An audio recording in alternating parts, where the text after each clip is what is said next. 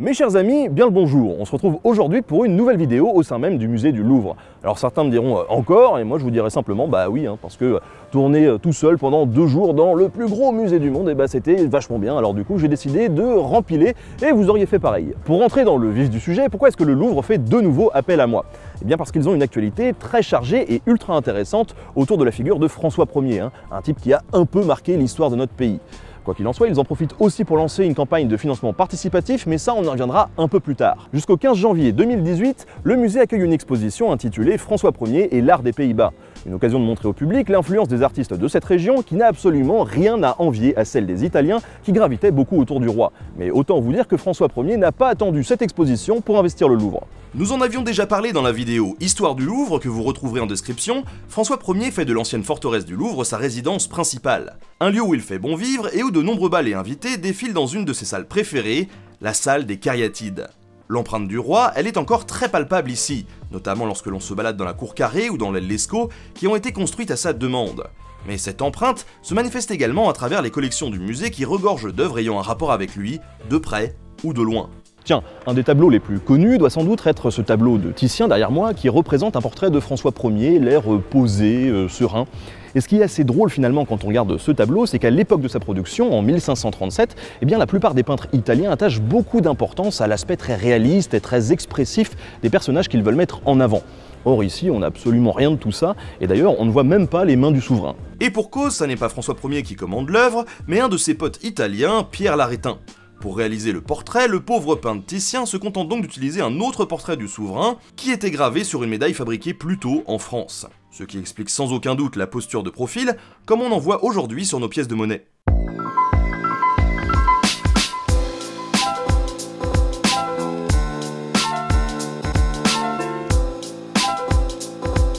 Cette peinture, ça n'est pas la seule œuvre qui a été offerte au monarque par un personnage illustre de l'époque, parce qu'il fallait bien se faire voir.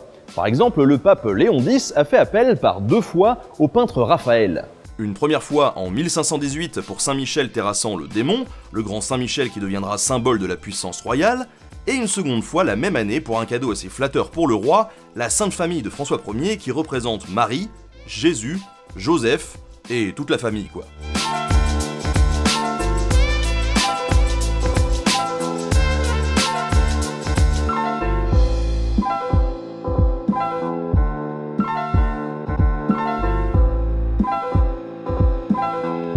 Des œuvres plus intimement liées à François Ier, il y en a aussi bien évidemment, à commencer par les peintures réalisées par des artistes très proches de lui et qui ont compté dans sa vie. Forcément, le nom de Léonard de Vinci vient tout de suite en tête quand on y pense, avec des œuvres comme la Joconde ou encore la Vierge à l'enfant avec Sainte-Anne, que François Ier aurait pu acheter à l'assistant de Léonard contre une somme non négligeable. Mais une des œuvres les plus connues du Louvre, c'est un portrait de François Ier par Jean Clouet, qui est commandé par le souverain lui-même et qui représente assez bien l'élan artistique que voulait soutenir le roi en développant des campagnes massives de mécénat, ce qui nous vaudra un beau paquet d'œuvres incroyables.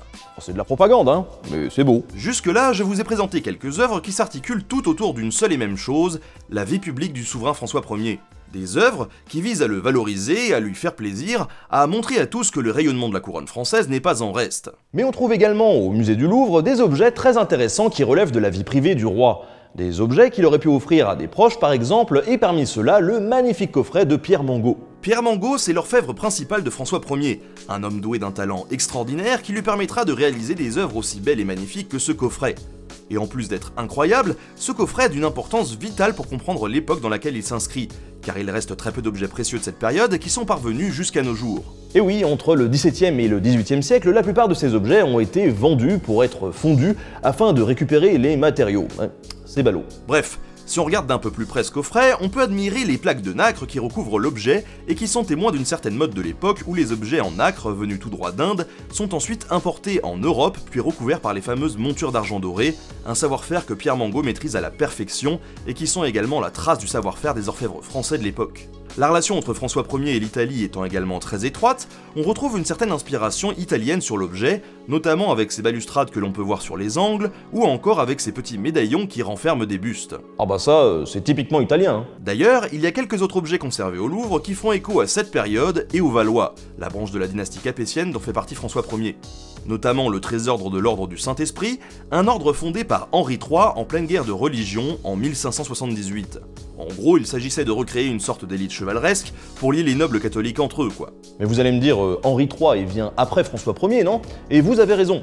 Sauf que le trésor de l'ordre du Saint-Esprit, eh bien il est constitué à moitié d'objets ayant été fabriqués avant, dont certains font furieusement écho au coffret de Pierre Mangot, ce qui laisserait suggérer que l'orfèvre de François Ier ait pu y mettre sa patte.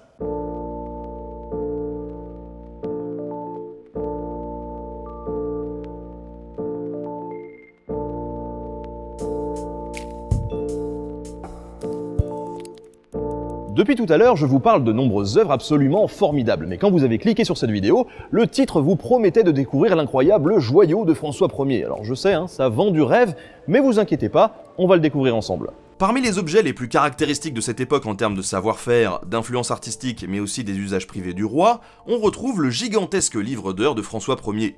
Alors quand je dis gigantesque, c'est pour vous faire comprendre qu'il est important, hein, mais en fait il est tout petit, 8 cm et demi de haut sur 6,5 cm de large. Mais tout d'abord, c'est quoi un livre d'heures? Parce que honnêtement, moi avant cette vidéo, je savais pas. C'est en fait un recueil de prières que l'on peut transporter sur soi afin de l'ouvrir quand on en a besoin. Un objet assez intime en somme. Celui-ci, il est donc composé de textes religieux et de 16 peintures en pleine page. Mais bien qu'il soit intéressant d'analyser le contenu de l'œuvre, ce n'est pas vraiment ça qui fait sa richesse, dans tous les sens du terme. Si ce livre d'heures est absolument incroyable, c'est notamment grâce à sa reliure d'une finesse éblouissante. Recouvert d'or, d'émail et de pierres précieuses, ce chef-d'œuvre illustre parfaitement la compétence hors norme des joailliers français autour de François Ier. Elle est d'ailleurs l'unique reliure de joaillerie française sous le règne de François Ier qui soit connue à ce jour, un véritable vestige d'une époque dont les traces sont rares en ce qui concerne l'orfèvrerie. Le livre d'heures est également accompagné d'un marque-page représentant le Christ sculpté dans une agate et entouré par des pierres précieuses. Un vrai petit bijou également donc, et d'ailleurs un petit anneau au-dessus de l'objet laisse penser que l'on aurait pu le porter autour du cou. Moi quand je lis un livre, j'utilise une carte postale comme marque-page. Bon, c'est vrai que c'est moins classe. Bref, pour en revenir au livre d'heures, ce qui est également incroyable, c'est que l'on connaît toute son histoire puisque l'on possède des documents qui nous indiquent qu'il a traversé le temps en passant d'une collection prestigieuse à une autre, jusqu'à aujourd'hui.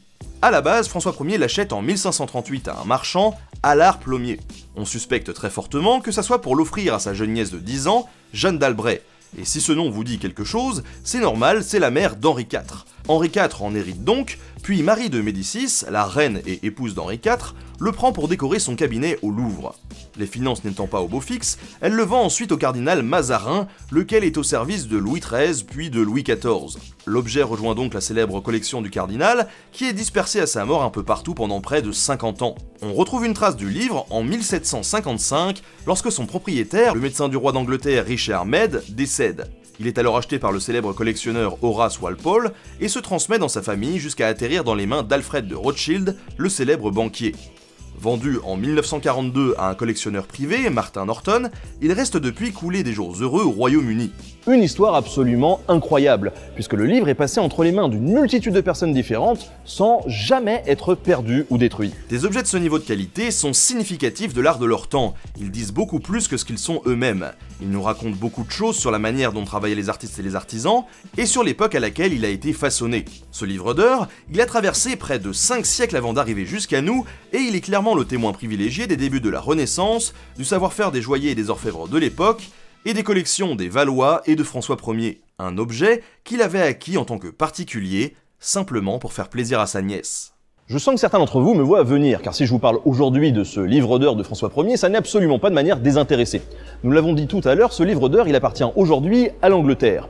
Mais la France a une occasion de le récupérer, grâce à vous, à travers la 8e campagne d'appel aux dons du musée du Louvre, sobrement intitulée Tous mécènes. L'objectif de cette campagne, c'est de récolter près de 1 million d'euros. Si vous avez envie de participer à cette aventure collective, faites-le avant le 15 février 2018 sur www.tousmécènes.fr, je vous mets le lien en description.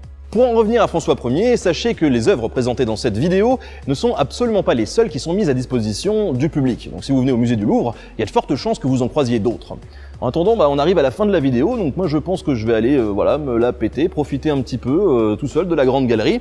Et puis je vous laisse ici, et si ça vous a plu, n'hésitez pas à laisser un petit pouce vers le haut, et puis à me dire ce que vous avez pensé de l'épisode en commentaire. N'hésitez pas à vous abonner non plus si ce n'est pas déjà le cas. Et j'en profite pour rappeler que le musée du Louvre a aussi une chaîne YouTube. Vous pouvez vous abonner là-bas, aller voir et revoir mon épisode sur l'histoire du Louvre, qui est vachement bien, en toute humilité. Et surtout, vous pouvez aussi découvrir le travail des autres vidéastes sur cette chaîne. Voilà, moi je vous dis à la prochaine pour une nouvelle vidéo. Salut!